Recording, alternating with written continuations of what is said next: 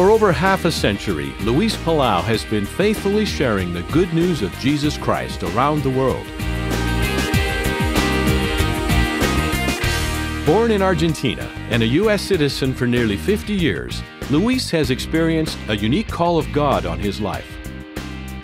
But what makes Luis Palau's story so unusual is, if it hadn't been for family misfortune as a child, he may never have left South America and gone on to become one of the world's most admired and respected Christian leaders.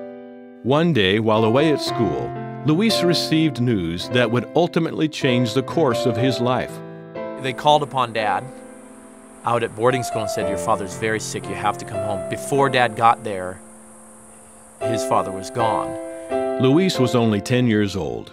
To make matters worse, mishandling of finances by an extended family member left the once affluent Palaus penniless. So Luis abandoned his dreams of going to law school and went to work at a bank where he earned a meager salary. Sometimes all there was to eat on any evening when we all came back, the girls from school and me from work, it would be a big loaf of French bread. She would divide it precisely for each one to have one slice, put a little garlic, toast it, and that was it. Sometimes we'd have one steak and cut it up into 8 parts. I mean, that's what we ate. But Luis's passion was to share the gospel. I would have gladly had a business or been a lawyer, either one. But the real commitment of my life was to win people to Jesus Christ. There's nothing greater in the whole world. In a way, I often think maybe the Lord had to take my dad home so that I would leave the country and go international to preach to millions. In 1960, determined to accomplish his mission, Luis Palau left Argentina for America. At Multnomah Bible College, Luis met Pat, his wife of 49 years.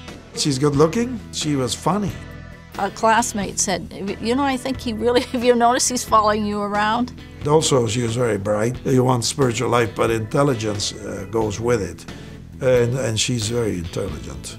He went to the library, I went to the library. And she reads far more than I do even. And she remembers, she's got a memory that's unbelievable. He could see from his dorm window, he could see me coming from a house off campus where I lived. Then he had hit the sidewalk just about the same time I did. The men's dorm in those days had been an old blind school. It had a fire escape that was like a tube. He would use that escape hatch to sneak out and go visit Mom in their courting days. But the slide part was probably about the most thrilling part of one of their evenings, I'd like to think. She was committed to the work of missions. And that was what I was really looking for. Somebody who had the same view that life is preaching the good news, that the most important thing in the world is to pass on the good news to other people. The newlyweds took off to see the world as missionaries, raising 4 sons along the way.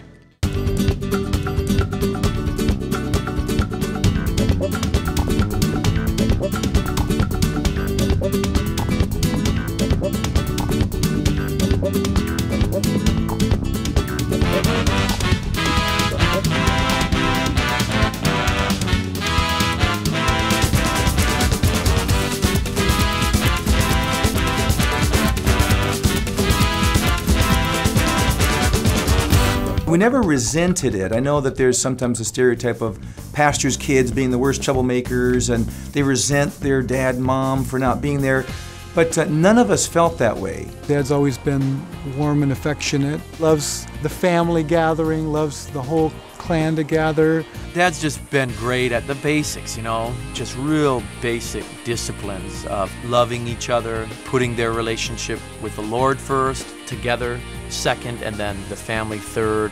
Our mindset is we are missionaries. We're out there always leading people to Christ, always working for the kingdom of God, always leading people to God.